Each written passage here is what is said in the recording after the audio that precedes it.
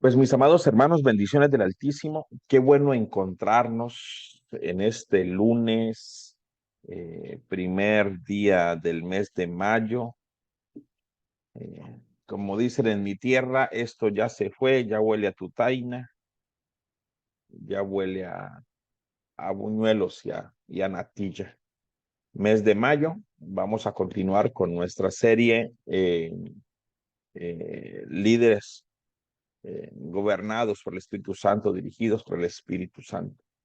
Es, Vamos a continuar con, con el tema de hoy. Hemos buscado que cada semana hay tanto para hablar en las escrituras, hay tantos ejemplos.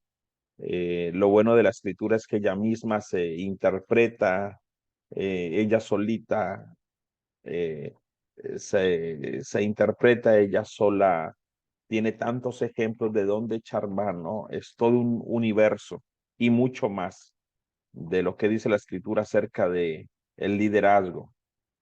Poco me gusta utilizar la palabra líder, pero cuando la uso, siempre me gusta dejar claro que cuando nos referimos a líderes, estamos hablando de ministros. Me gusta más la palabra ministros.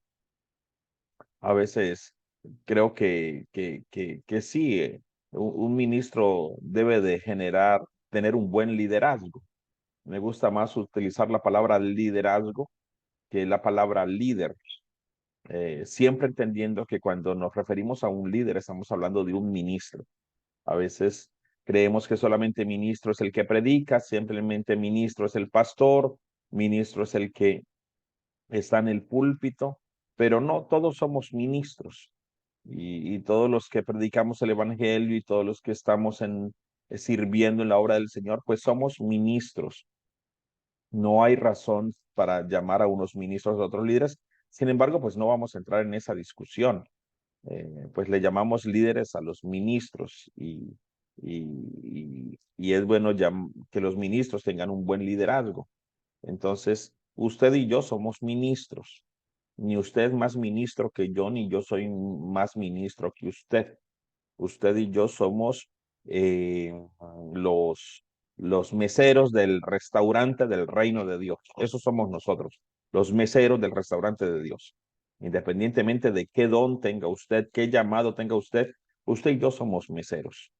No importa si usted es reconocido o no es reconocido, no importa si usted es de la familia Jin, no importa si usted es de la familia Luna, no importa, no importa si usted es de la familia Hebel, no importa, no importa si usted es muy reconocido en el reino de los cielos, usted y yo somos meseros, meseros. Y posiblemente los meseros más reconocidos, Dios les demandará tanto como le demandará al mesero más X de todos nosotros. ¿Por qué? Porque no hay títulos, no hay apellidos en el reino de Dios. No hay apellidos, no hay títulos. Entonces, cuando el Señor venga, llamará a Charles Windle, llamará a Charles Stanley y también lo va a llamar a usted y a cada uno de nosotros nos pedirá cuenta. Que yo me llamo Charles Stanley, da que yo me llamo Charles Stanley, pero que yo soy el pastor Cedric. Ok, para Dios, si se llama Charles Stanley, Charles Swindoll, si se llama Billy Graham, o si se llama Cedric, o si se llama Pedro, o si se llama Tania, pues Dios va a entrar, Dios no se va a llevar por cuántos, por su apellido, sino qué hizo y a cada uno dará de acuerdo a lo que haya hecho. Entonces, me gusta mucho esa terminología de que somos ministros, ministros que debemos de tener un liderazgo. Y pues hablamos de liderazgo acerca de, de, de, de esa capacidad que Dios nos ha dado para llevar a cabo una obra, una misión, un propósito. Entonces, el tema de hoy, el tema de hoy es el líder mira todos los aspectos de aquellos que van a seguir su legado. Me gusta mucho, me gusta mucho porque este tema y el personaje que vamos a ver es a Pablo. Eh, eh, Cuando hablamos de liderazgo, estamos hablando de hombres y de mujeres que con su liderazgo mueven a otros también a servir. No podemos hablar de liderazgo de una persona que vive sola en una isla. No podemos hablar de liderazgo de una persona que vive sola, porque pues no es líder para sí mismo, sino que es alguien que va adelante, que es punta de lanza, que es cabeza en algo que Dios le haya encomendado. Si usted dice, si usted se cree buen líder, pero tiene muy malas relaciones y no se relaciona con los demás hermanos y no ama y no tiene comunión, pues entonces eh, es como si usted pusiese una panadería en una isla desértica. O sea, no vamos a poder medir su éxito o su liderazgo, pues porque el fin de una panadería es vender pan. Y si usted pone una panadería en un lugar donde nadie compra pan porque no hay nadie, igual en el liderazgo. Eh, eh, Somos líderes porque ayudamos a otros a moldear, porque vamos en una visión, tenemos una misión, tenemos una visión y de una u otra manera somos ejemplos para que otros también cumplan esa misión. Y pues en este caso hemos tomado a Pablo y creo que al final nos vamos a dar una comidita de unos personajes con los que Pablo andaba bien tremendo. De entrada, el líder mira todos los aspectos de aquellos que van a seguir su legado. Qué bueno cuando nosotros sabemos con quién caminamos. Qué bueno saber con quién, de quiénes nos rodeamos y con quiénes vamos a avanzar. Permítame, leo algunas líneas. Es vital conocer a los que nos rodean, es muy vital. Conocer sus fortalezas, sus debilidades, sus necesidades, conocer sus ambiciones y discernir su corazón. Si desconocemos a los que caminan con nosotros, podemos terminar caminando con dos tipos de personas. Bueno, con muchos más tipos de personas. Nosotros simple pusimos dos. Podemos terminar caminando con Judas, hombres con una visión egoísta y nada confiables.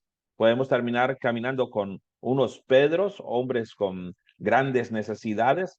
Podemos terminar caminando con traicioneros. Podemos terminar caminando con personas con debilidades, con necesidades, otros con necesidad de sanidad interior, otros con grandes vacíos. Entonces, es muy importante nosotros saber con quién caminamos y no para ser, no para ser exclusivistas, no para decir con este sí, con este no. No, es importante saber con quién caminamos. Yo he caminado con personas que sé que son ambiciosas y eso no me hace que yo los haga a un lado, pero sí sé qué área debo de tratar en ellos. Yo he caminado con personas con, yo he caminado con personas que se parecen tanto a mí y que comenzaron su ministerio tan parecido como yo lo caminé, que a esas personas yo sé que, que, qué área debo de tratarles, qué área debo de tratar en sus vidas. Sé de su orgullo, sé de su soberbia, sé de su sobradez. Entonces, ok, yo no sé si yo he cambiado, pero cuando empecé era muy orgulloso, era muy soberbio y muy sobrado. Es más, creo que cuando yo digo yo era, quiere decir que no he cambiado mucho. Puedo terminar siendo muy orgulloso, muy soberbio y muy sobrado. No sé si yo haya cambiado o no, pero ya el haber hablado en pasado quiere decir que todavía hay orgullo. Y cuando yo veo personas tan sobraditas, de pronto intento darles el rejo que a mí mismo me dieron, o posiblemente el rejo que a mí no me dieron, porque en muchas iglesias no me dieron el rejo que yo me merecía. No me, solamente un pastor anciano que tuve me trató con mano muy fuerte, pero siempre aplicaba la ley de la zanahoria y el garrote. Me trataba muy fuerte con el garrote, pero al ratico me daba zanahoria y me animaba y me alentaba. Entonces, qué importante cuando nosotros conocemos las personas que nos están rodeando. Es importante conocer sus necesidades. Importante conocer sus fortalezas, sus debilidades. caminar con personas ambiciosas, orgullosas, soberbias, y caminar con personas o con hombres que se le van los ojitos detrás de las muchachas, o caminar con mujeres que andan en busca de hombres. O sea, ¿a qué me refiero yo? Uno tiene que saber con quién camina, uno tiene que saber con quién se rodea. No caminamos con personas perfectas, no caminamos con personas perfectas, caminamos con personas que están siendo perfeccionadas, no caminamos con personas que ya terminaron la carrera, no, caminamos con personas con muchos errores y muchas dificultades. Y nosotros como buenos líderes y como buenos ministros tenemos que saber las debilidades, porque cuando no conocemos las debilidades de algunos hermanos, pues podemos terminar no ayudándoles. Pero cuando conocemos, esta es la fortaleza de este es esta, la debilidad de este es esta, sus necesidades son estas, podemos terminar haciéndoles daño. Entonces, es muy importante, número uno, es muy importante conocer, conocer, hablar con las personas, relacionarnos. ¿Cómo es usted? ¿Qué tiene usted? ¿Qué necesita usted? No sea que usted esté liderando su alma, pero posiblemente esa persona tiene hambre. No sea que usted esté hablándole de dones y de ministerios a esa persona, pero posiblemente esa persona tiene serios problemas de manejo de economía. No sea que usted esté ungiendo a esa persona, pero cuando llegue a la casa, esa persona no tiene ni qué meter en su nevera. Entonces dice uno, ah, qué bendición, terminé el seminario y oraron por mí tremendamente, pero el estómago me está sonando. Entonces, es muy importante que nosotros podamos conocer los que caminan con nosotros, discernir los que caminan con nosotros, porque así como hay muchas personas con necesidades alrededor nuestro, también pueden haber personas malintencionadas alrededor nuestro y pueden haber personas con motivos muy distintos o con motivos muy egoístas. Entonces necesitamos discernirlas, discernir quién viene simplemente por un interés, discernir quién viene por otras personas. O sea, el discernimiento es vital. Conocer, amados, con quién estamos caminando. Jesús sabía muy bien que caminaba con un Judas, que era un hombre egoísta, nada confiable. Sin embargo, Jesús puso a Judas. La Biblia dice que Judas era ladrón. En la primera clase vimos que la Biblia dice Judas era ladrón. Así dice la Biblia literalmente. Judas era ladrón. Hombre, si Judas era ladrón, ¿por qué Jesús lo puso de tesorero? Si Judas era ladrón, ¿por qué Jesús lo puso de tesorero? ¿No será que Jesús le puso una cascarita para que se cayera? Pero cuando uno se pone a buscar acerca de la posible razón de por qué, si Jesús sabía que Judas era ladrón, ¿por qué lo puso de tesorero? Me gusta algo que William Barclay dice, no hay mayor deseo de ayudar a alguien, no hay mayor confianza que usted pueda tener con alguien que conociendo posiblemente su debilidad, usted le pone en un lugar donde esa persona pueda ser probada y donde usted le pueda ayudar a esa persona. Entonces, me gusta cuando William Barclay dice eso porque uno dice, ah, qué tremendo.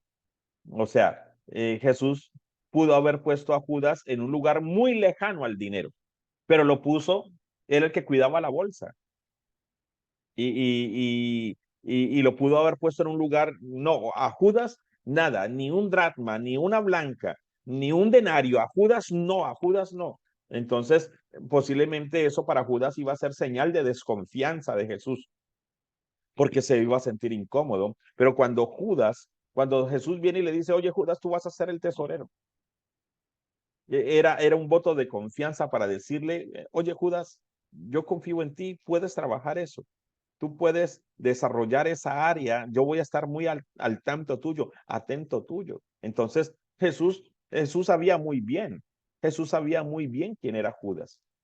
A veces me he encontrado con alguno de nuestros estudiantes diciendo, es que Dios se equivocó con Judas. Jesús escogió a 12, pero uno le salió muy malo. Uno le salió muy malo y yo creo que Jesús se equivocó con Judas. Yo siempre les contesto, al revés. Jesús con el que menos se equivocó, bueno, con ninguno se equivocó, pero Jesús con el que menos se equivocó fue con Judas, porque Judas es el único discípulo, Judas es el único discípulo que está profetizado en el Antiguo Testamento. Judas es el único discípulo que aparece en los salmos mesiánicos. O sea que Jesús pudo haber llamó a 12 discípulos, pero con Judas era con el que no se podía equivocar. Jesús fue muy certero con Judas porque tenía que escoger a Judas, tenía que escoger al que iba a meter la mano en el plato, tenía que escoger al que él, con un beso le iba a entregar. Entonces, muchos piensan que Jesús se equivocó con Judas. Yo pienso que al revés, es con el que menos se equivocó. Judas tenía que ser ese Judas y no se equivocó. Jesús sabía muy bien quién era Pedro, un hombre con grandes necesidades, con muchos vacíos. Entonces, qué importante, amados, que nosotros podamos conocer a aquellas personas. Esa persona es ambiciosa, camina conmigo. Ok, yo necesito saber que es ambiciosa. No, pastor, es ambiciosa, tiene es orgullosa, desechémosla. No, no, no la desechemos. O sea, pues si vamos a desechar a todos aquellos que tenemos algún problema o algún conflicto, pues todos nosotros seríamos desechados, porque todos tenemos pecadillos, todos tenemos áreas débiles, todos tenemos áreas débiles, todos, el que no es orgulloso, es soberbio, el que no es iracundo, el que no le bailan los ojos cuando ven mujeres, el que no tiende un poco a lo sexual, el que no es soberbio, el que no dice yo no me sujeto a nadie, el que no es celoso, el que no es envidioso, el que no es competitivo. O sea, amados, todos tenemos un cuarto oscuro en nuestra vida. Todos tenemos un cuarto de ropa. Todos tenemos un cuarto de reblujo. Ese cuarto de reblujo que es el cuarto de reblujo que definitivamente no nos gusta mostrarle a nadie, pero que es el cuarto de reblujo que Jesús quiere entrar y organizarlo en nosotros. Y me refiero a cuarto de reblujo, a una área en la cual nosotros posiblemente somos la que más, en la que más luchamos y todo. Entonces, importantísimo, necesitamos conocer quiénes nos rodean. Necesitamos conocer con quién andamos. Necesitamos conocer cada persona que hace parte del grupo con el que caminamos, ya sea para ayudarles, pero ya sea también para estar muy atentos y dispuestos a cuidarles. Esta es una, esta, esta es una tarea que debemos tomarnos con mucha seriedad y sin afanes, ya que todos los que nos rodean son las personas con las que Dios quiere que trabajemos e impartamos. Hoy en día se dice que Jesús caminaba con prostitutas y ladrones, y eso es bastante refutable, ya que la palabra caminar tiene una connotación bastante fuerte. Ahora, entendamos esto. Uno siempre escucha por ahí que dicen, Jesús caminaba con prostitutas y ladrones. Bueno, yo creo que la Biblia dice que él no echaba afuera a nadie y que lo seguían. Pero cuando Jesús fue a caminar en su círculo íntimo, él escogió a 12 personas. Entonces, yo soy de los que creo que Jesús, el que a mí viene, yo no le echo fuera. Jesús, el que venía, él no le echaba fuera. Pero caminar, él escogió a 12 discípulos. Él escogió a 12 personas de su círculo íntimo. Ojo, no estoy hablando de roscas. En Colombia le llamamos rosca a ese grupito con el que a usted le gusta andar, a ese grupito con el que usted solo charla, solo habla. Ok, es más, en Colombia dicen, lo malo de la rosca es no estar en ella y es a los que usted les ayuda, por los que usted ora, con los que usted se sienta. Ok, yo no estoy hablando de roscas, simplemente que a veces necesitamos discernir los que están al lado, pero también necesitamos discernir quiénes son esas personas con las que van a trabajar con nosotros. No es porque sea buena o sea mala, no es porque no sea hijo de Dios o sea hija de Dios. No, no es eso. Simplemente que necesitamos saber con quién vamos a hacer clic en equipo. Simplemente necesitamos saber y conocer con cuáles personas nosotros vamos a trabajar para avanzar en la obra que Dios nos ha entregado. Entonces, Jesús se rodeaba con cientos de personas. Es más, la Biblia dice que la apretujaban. La Biblia dice que Jesús no echaba a nadie. La multitud le apretujaba, hablaba y comía con pecadores. Se sentó, se dejó enjugar los pies y ungir con nardo puro de mujeres con dudosa reputación. Y cómo no hacerlo si Jesús era el buen pastor. Todo el que venía a él no le echaba fuera.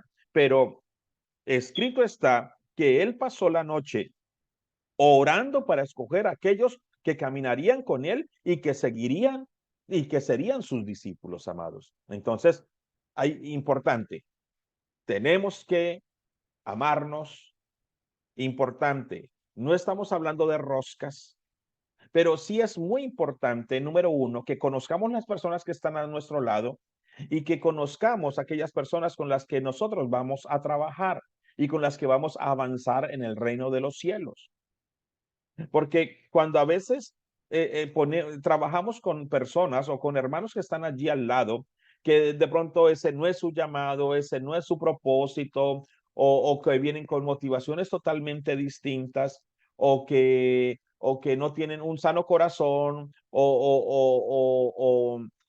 tienen motivaciones bien carnales, entonces tenemos que amarnos entre todos, tenemos que cuidarnos, pero cuando estamos hablando de liderar, de estar al frente de la obra del Señor, Jesús lo hizo. Es muy importante saber con quién vamos a hacer clic. Es muy importante saber con quién Dios nos va a rodear para seguir avanzando, para seguir siendo guiados por el Señor.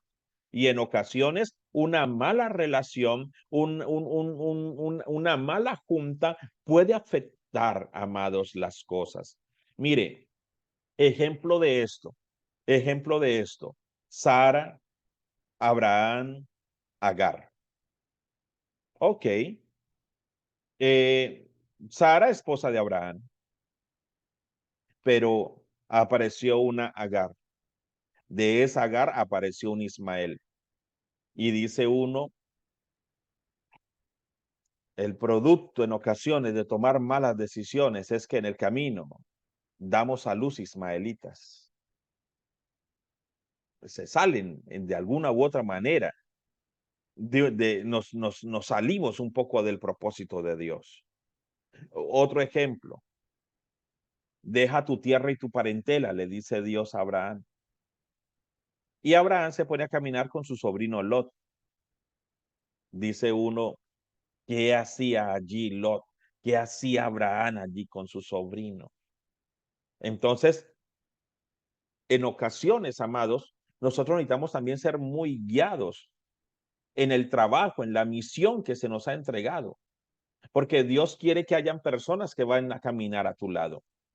Y Dios va a poner personas que van a caminar a tu lado. Posiblemente ni siquiera son los mejores. No estamos hablando de mejores o peores. Posiblemente ni siquiera son los mejores, pero son las personas que Dios va a poner a tu lado para caminar contigo. Dios le dio a David los que, los enlutados, los endeudados. Dios le dio a David los abatidos, enlutados y endeudados. Lo que uno quiere menos al lado para construir es endeudados. Hubo una época donde el Señor me rodeó de tantos endeudados, pero endeudados de miles de pesos, endeudados. Y nosotros le llamamos a ese grupito los prósperos potenciales. Entonces, cuando los veíamos, no eran los pobres endeudados, sino, no, estos son prósperos potenciales, o sea, tienen potencial para ser prósperos. Y pasado el tiempo los empieza a ver uno y oigan, de ese grupito han salido hombres y mujeres que hoy en día su economía está más estable que hace muchos años. Entonces, Dios, si alguien le dice a uno, oye, ¿a quién quieres que te entreguen tu equipo? Los abatidos, bueno, abatido pero millonario, vaya, venga. A los tristes, triste pero millonario, bueno, vaya, venga. A los cobardes, bueno, un cobarde millonario, vaya, venga. Pero cuando usted le dicen y le voy a entregar a los más endeudados de todos, endeudados y fuera de eso, amargados, abatidos y enlutados, yo creo que a David no le tocó nada bueno. Sin embargo, de esos salieron los valientes de David, de grandes hazañas y de grandes batallas en el Antiguo Testamento. Entonces, no se trata de escoger los mejores, porque a veces cuando escogemos lo mejor, terminamos escogiendo lo que está fuera de la voluntad de Dios. Recuerde que cuando Abraham le dijo a Lot, bueno, usted escoja para dónde va. Si usted va para el norte, yo voy para el sur. Si usted va para el oriente, yo voy para el occidente. Escoja usted. Y Lot miró y vio la llanura esta y se le abrieron los ojos y dijo, yo quiero esto. Y Lot terminó viviendo al lado o Lot terminó viviendo en Sodoma y Gomorra. Lot escogió lo mejor para sus ojos, pero lo mejor para sus ojos lo llevó a Sodoma y a Gomorra. Abraham, Abraham simplemente dijo, usted escoja, yo le doy a usted a escoger, el otro lado es mío. Pero Abraham, sin importar qué lado te toque, no, yo tengo la bendición de Dios. Entonces, Lot se fue para la parte que le llamó la atención a sus ojos y Abraham se fue para el otro lado. Entonces, amados, no necesariamente, a veces cuando escogemos lo mejor, no necesariamente estamos escogiendo en la voluntad de Dios. Entonces, asimismo, nosotros tenemos que aprender a caminar con aquellos que Dios nos está guiando a caminar. Posiblemente son los más endeudados, los más enlutados, pero son la voluntad de Dios para construir, para edificar, para levantar. Entonces, esto es muy importante, mis amados. Me gusta mucho lo que dice la Biblia acerca de Jesús. Mire lo que dice Jesús. Jesús, en aquellos días, él fue al monte a orar. Lucas 6:12. Y pasó la noche orando a Dios. Y cuando era de día, llamó a sus discípulos y escogió a 12 de ellos, a los cuales también llamó apóstoles, a Simón, a quien también llamó Pedro, a Andrés, su hermano, Jacobo, Juan, Felipe y Bartolomé. Bueno, mire lo que dice el primer versículo.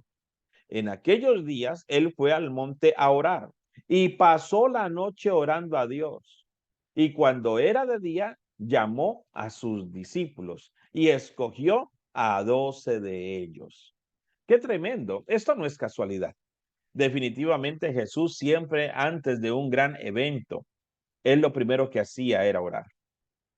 Vale la pena en este momento abrir un paréntesis y decir, hagamos exactamente lo mismo.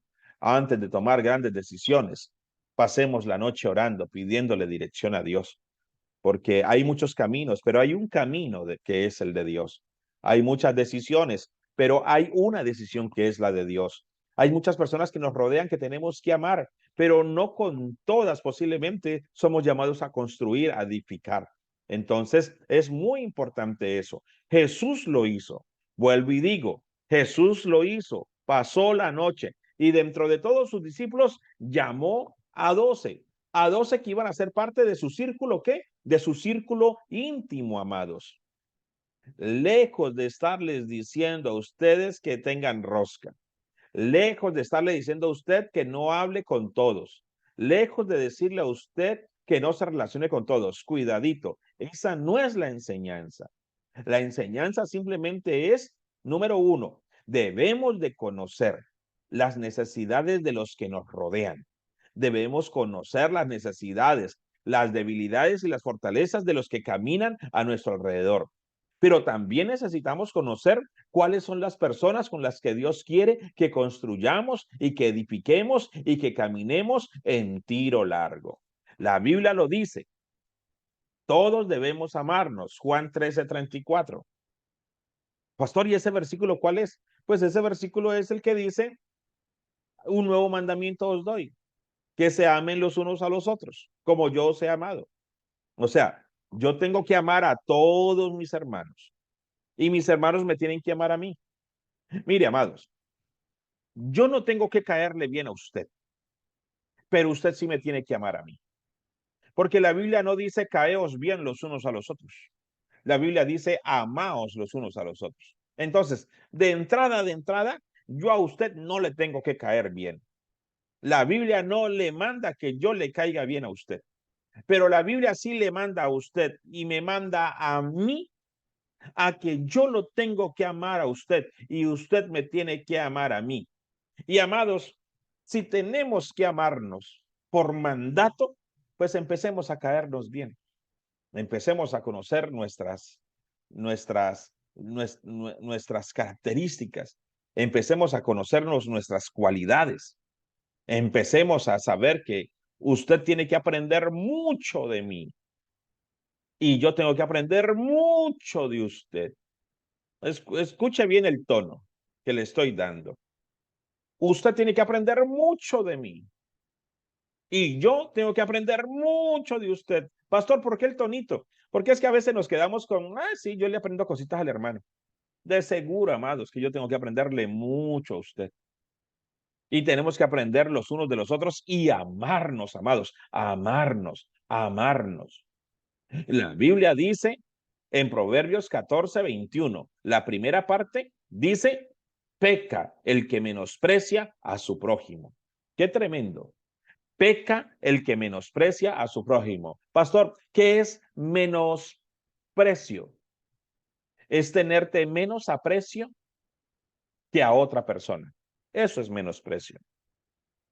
Menosprecio es tenerte menos aprecio que a otros. Yo tengo que apreciarte, yo tengo que valorarte. Menosprecio quiere decir que yo te tenga en menos estima que a otros, yo te tenga menos valor que a otros los mire de frente, pero que a ti yo te mire por el hombro. Entonces, eso es menosprecio, tenerte menos aprecio que a los demás. Y pues no puede ser, amado, yo no puedo tenerle a usted menos aprecio que los demás. Yo lo encuentro, nos abrazamos. A mí me gusta el abrazo, la palmadita y me gusta el apretón de manos. A veces exagero con el apretón de manos, pero me gusta el abrazo y el apretón de manos, amados. Y cuando le digo a usted, qué alegría verte, es qué alegría verte. Y el día que no me alegre verlo, no se lo voy a decir. El día que no me alegre verlo, no se lo voy a decir. Pero cada vez que yo a usted le pueda decir, me alegra verle cómo está usted, es porque me interesa saber cómo está usted. Entonces, peca el que menosprecia a su prójimo. Pero el que nos amemos, el que nos tengamos en estima y en valor, no quiere decir que no tengamos también saber con quién vamos a hacer equipo de trabajo. No quiere decir que no tengamos que no busquemos la guía de Dios de saber con quiénes vamos a hacer equipo de trabajo. No quiere decir que no formemos un equipo, levantemos un equipo y ya levantado el equipo, tener, tener, conocerles, conocerles. Si usted va a tener a alguien en su equipo de trabajo, si usted va a ser un líder y va a avanzar y va a impartir una visión, conozca a las personas. Conozca quién tiene hambre, quién no tiene hambre. Conozca quién fue herido y quién no fue herido. Conozca quién es orgulloso y quién no es orgulloso. Conózcalo. Conozca debilidades, conozca fortalezas. Si son de tu equipo, si son de tu manada, ayúdales. Si son de tu tribu, ayúdales. Hay que ayudar a todos, pero a veces somos intencionales con la gente que está a nuestro lado. Por ejemplo, yo genero una muy buena empatía con personas que les gusten los libros y con personas que compren libros. Ni modo, amados. Ni modo. O sea, a mí la empatía con el estudio bíblico y con comprar libros y con vámonos para una librería, pues aquí en 2 días cumplo 2 meses de haber llegado a Estados Unidos. Y pues en Colombia yo tenía una librería que yo llamaba y escogía el libro y lo pedía en la mañana y en la tarde estaba en mi puerta. llegué a tener mi biblioteca 2.800 libros.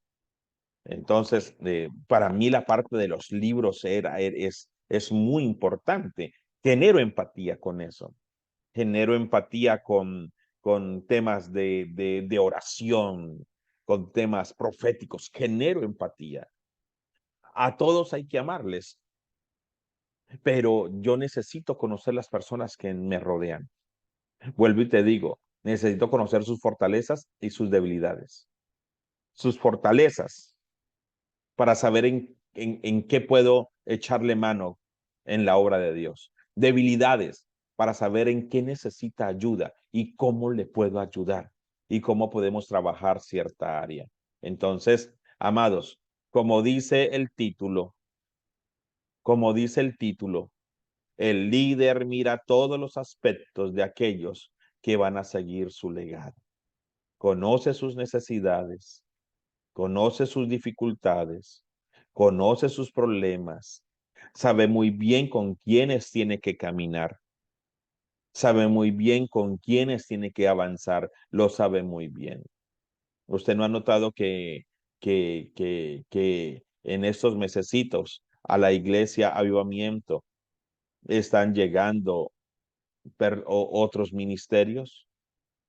Están llegando los de Colombia, están llegando los de Argentina, para sumarse al equipo que ya está acá, para el equipo que ha hecho tan buen trabajo aquí en Filadelfia. Pero nosotros llegamos ni a competir, ni a quitarle nada a nadie.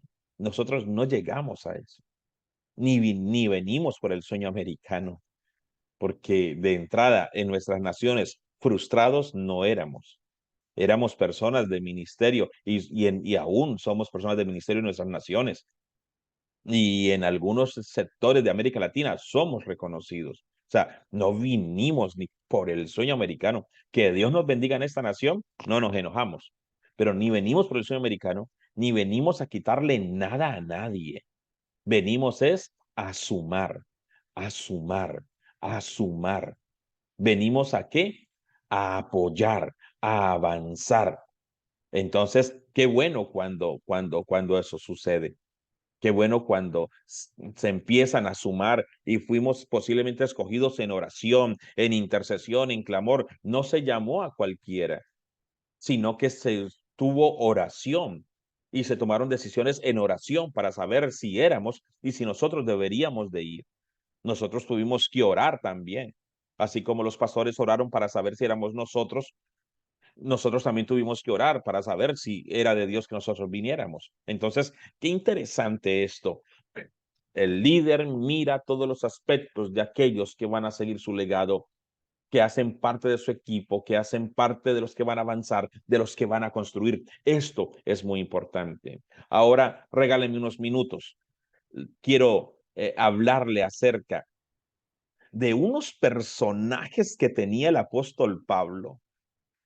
El apóstol Pablo sabía muy bien quién los rodeaba. Yo creo que las salutaciones o las cartas finales del apóstol Pablo, él hablaba de Alejandro, él hablaba del carcelero, él hablaba de sus colaboradores. Esto que viene a continuación lo tomé de mi manual Escudería Ministerial.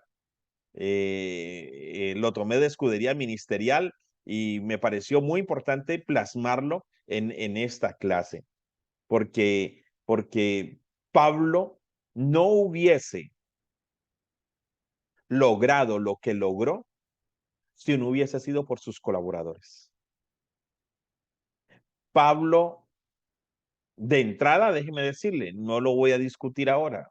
Siempre he creído que Pablo tenía serios problemas de vista. Siempre he creído que Pablo, he leído en las escrituras y por más que leo, no es algo que discuto doctrinalmente porque no afecta a la doctrina, pero siempre he creído que Pablo tenía serios problemas de vista. Que Pablo cuando recuperó la vista, no la recuperó de un todo, sino que tenía serios problemas de vista. Y aunque Pablo tenía grandes debilidades, pero que esas debilidades no se ven en Pablo por la calidad y por los hombres y las mujeres que estaban alrededor de Pablo. Muchas personas le dieron a Jesús, yo quiero seguirte, pero Jesús sabía que era con esos 12 inicialmente. En ocasiones muchas personas querían caminar con Pablo, pero en ocasiones tenemos que saber con quién caminamos también. En los negocios, en la vida cristiana, sin dejar de amarnos y sin dejar de cuidarnos todos. Pero necesitamos saber con quién caminamos. Y después de saber quiénes son, necesitamos conocerlos a ellos. Y Pablo tenía un grupo de colaboradores. Mire que uno siempre dice, ay, Señor, yo quiero ser como Elías. Ay, Señor, yo quiero ser como Moisés. Señor, pero detrás de Pablo había un equipo de hombres y de mujeres pero tan valioso que Pablo no hubiese logrado todo lo que logró sin la gente que estaba a su lado. Nehemías no hubiese podido reconstruir los muros solito, aún con la provisión del rey, si no hubiese contado con la gente que estaba a su lado. Entonces, amados, esto es muy importante. Esto es muy importante. Mire estos personajes que Pablo tenía a su alrededor. Por lo general aparecen en las salutaciones. Unos nombres que nadie se le ocurre decirle a Dios alguno de sus nombres para, yo quiero ser como él. Pero sin ellos, Pablo no hubiese logrado lo que Dios le mandó a hacer. Empecemos con algunos. Priscila y Aquila. Priscila y Aquila. Cuando Pablo habla de Priscila y de Aquila en Romanos, Pablo cada vez que habla de un colaborador, suelta una frasecita que es la que los identifica. Me llamó mucho la atención cuando estaba escribiendo el manual de escudería, porque noté que siempre que hablaba de sus colaboradores, soltaba una frase, una insignia. Pablo conocía a la gente que los rodeaba. Así como habló del carcelero, así como habló de los que lo abandonaron, así como habló de los que no le llevaron el capote, así como habló de aquellos que le dieron la espalda, Pablo conocía muy bien los que caminaban con él. Y entonces cuando habla de Priscila y Aquila, Pablo dice, han trabajado conmigo sirviendo a Jesucristo. Romanos 16 del 3 al 4. Saludad a Priscila y Aquila, mis colaboradores en Cristo, que expusieron su vida por mí, a los cuales no solo yo doy gracias, sino también todas las iglesias de los gentiles. Priscila y Aquila. ¿Quién era Priscila y Aquila? Pues aquí dice que arriesgaron la vida por Pablo. Pablo lo está diciendo allí. Pablo se hospedó en muchas ocasiones en su casa. Viajaban juntamente con Pablo en viajes misioneros. En Corinto, en Roma o en Efeso, su casa siempre se abrió para el evangelio. Se cree que Prisca era una noble romana, casada con Aquila, un artesano judío. Tenían el mismo trabajo de Pablo, hacían carpas. ¿Te acuerdas que uno siempre lee, ay, Priscila y Aquila?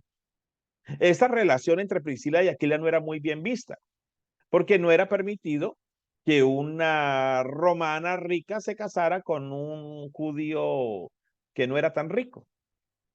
Pero Priscila y Aquila hacían carpas, se conocieron sirviendo con Pablo, su casa en Éfeso siempre estaba dispuesta para el evangelio y fueron personas con un brazo financiero fuerte para Pablo y predicaron el evangelio como Pablo. Para Pablo, Priscila y Aquila eran muy importantes. Ahora, Urbano. ¿Cuántas veces usted le ha dicho al Señor, oh Señor, yo quiero ser como Urbano? No como Moisés, como Elías, como Jeremías, como Isaías, como Eliseo. Pero Urbano no es un nombre que aparezca en las oraciones. Sin embargo, Pablo dice de Urbano, nuestro compañero de trabajo. Nuestro compañero de trabajo. Romanos 16:9. Saludad a Urbano, nuestro colaborador en Cristo Jesús, y a Estaquis, amado mío. Urbano, amigo de Pablo y fiel colaborador en el ministerio de Cristo. Probablemente llegó a ser obispo de Macedonia, donde murió como mártir cristiano. Mire, compañero de Pablo y terminó siendo un obispo en Macedonia y un mártir de la obra. Entonces, está Urbano. Timoteo. Bueno, creo que todos conocemos a Timoteo. Timoteo y Tito son de los que caminaban con Pablo, de los más conocidos. Timoteo, Pablo dice de Timoteo, mi colaborador y colaborador nuestro en el Evangelio. Romanos 16:21. Os saludan Timoteo, mi colaborador, y Lucio, Jason y Sosipater, mis parientes. Y en 1 Tesalonicenses 3:2 dice, y enviamos a Timoteo, nuestro hermano, servidor de Dios y colaborador nuestro en el Evangelio de Cristo, para confirmaros y exhortaros respecto a vuestra fe. Timoteo era el brazo derecho de Pablo, el que Pablo veía como su sucesor y del que diría más tarde que era el que estaba más identificado con él. Pablo lo llama su verdadero hijo en la fe. Pablo conocía muy bien con quién caminar, pero Pablo también sabía muy bien con quién no caminar. Tito es otro muy reconocido colaborador de Pablo. Pablo dice de Tito que trabaja conmigo para bien de ustedes. 2 Corintios 8:23, Biblia al día. En cuanto a Tito, es mi compañero y colaborador, mi compañero, que comparten el pan. La palabra compañero viene de comparten el pan. Es como la palabra camarada, que comparten la cama. Entonces, qué rico, amados, nosotros ser compañeros, que compartimos el pan y que somos camarada, que compartimos la cama. O sea, estamos hablando de unidad, de amor, de relación, de intimidad, ¿vale? Eh, compañero. Era uno de los compañeros de Pablo, en el cual depositaba mucha confianza. Una tarea más delicada fue la de suavizar la tensa situación que había surgido entre Pablo y los corintios. Tarea que claramente requería un hombre de mucho tacto y fortaleza de carácter. Parece haber tenido una personalidad más fuerte que la de Timoteo. Se le encargó la organización de la iglesia de Creta. Y bueno, ahí hay otras cosas más. Ese era Tito. Epafrodito, amados. ¿Cuántas veces usted le ha dicho al Señor, Señor, yo quiero ser como Epafrodito? Amados, Epafrodito, ese nombre,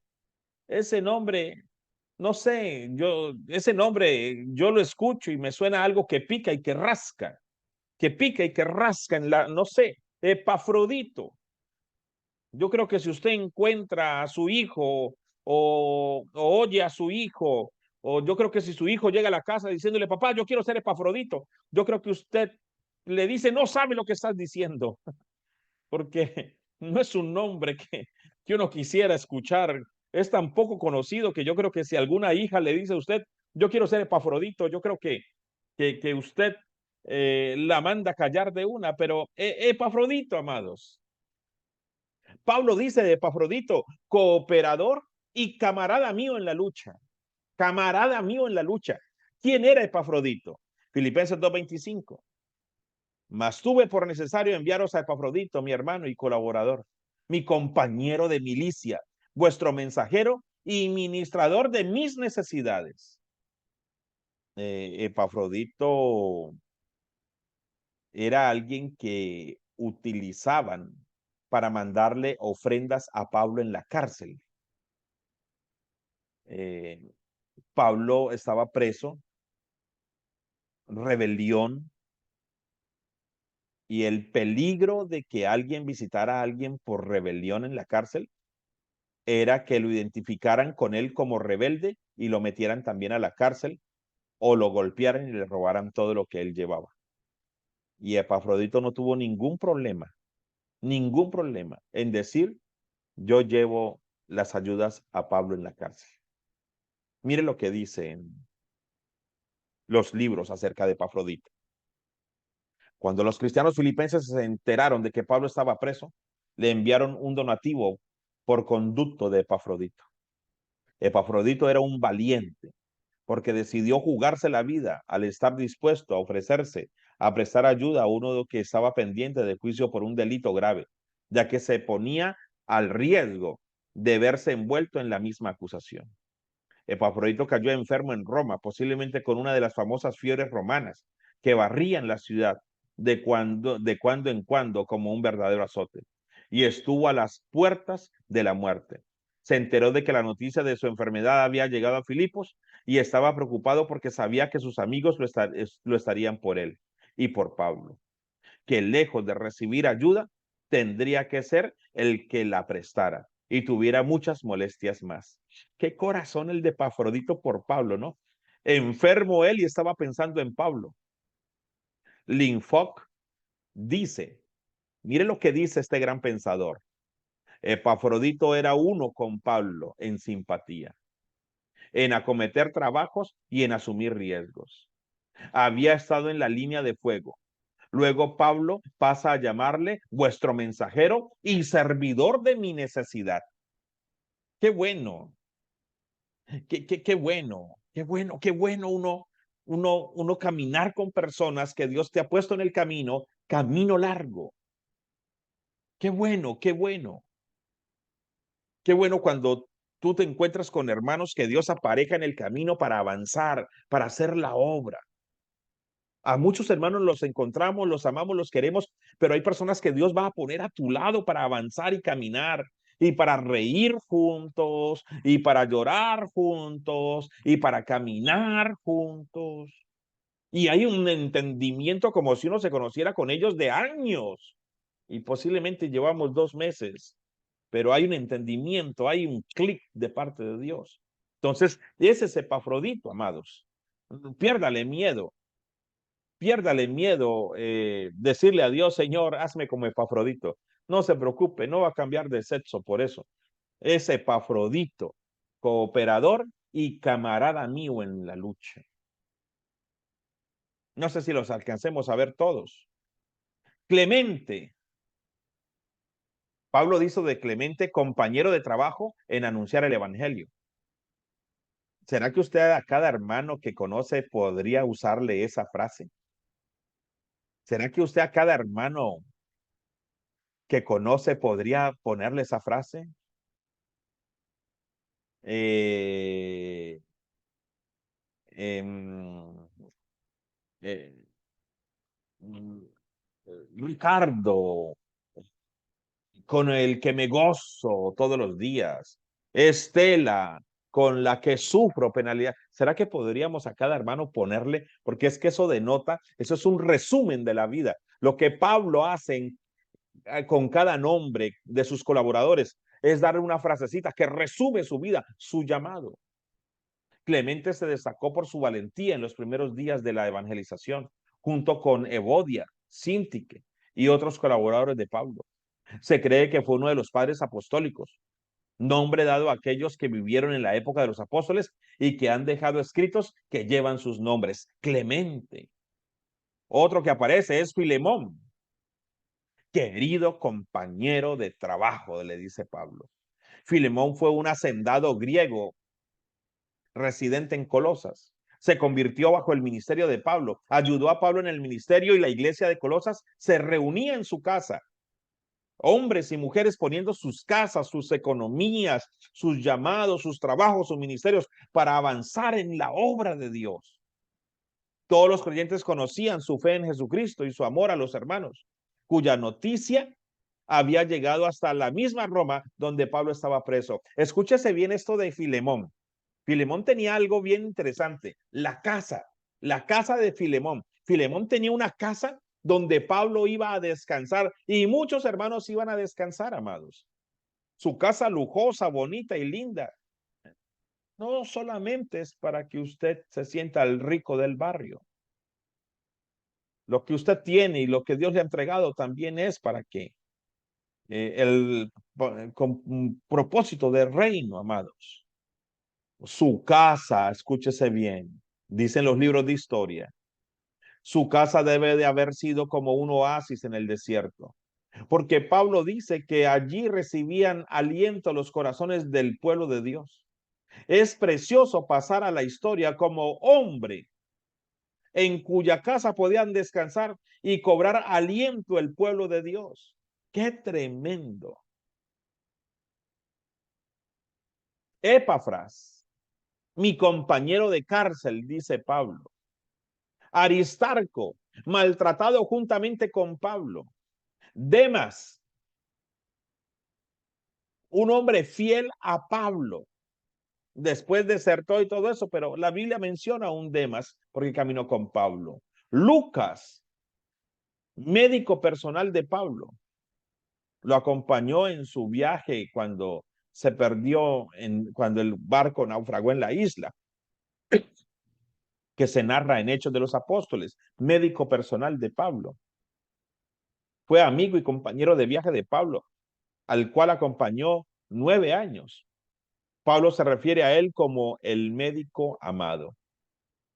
Qué tremendo, mis amados hermanos, cuando nosotros podemos ver la importancia, la importancia.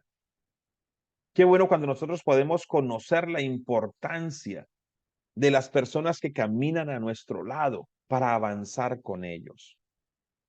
Qué bueno cuando nosotros podemos ver la importancia de conocer a las personas que están a nuestro lado y cuáles son las personas con las que Dios nos ha mandado a construir y a edificar propósito en el reino. Pues nada, les amamos, les bendecimos. Voy a parar grabación para que si tiene algún comentario, alguna pregunta, pueda hacerla. Y a partir de mañana el link de la clase estará subida en la plataforma, ¿vale? Les amamos y bendiciones del Altísimo.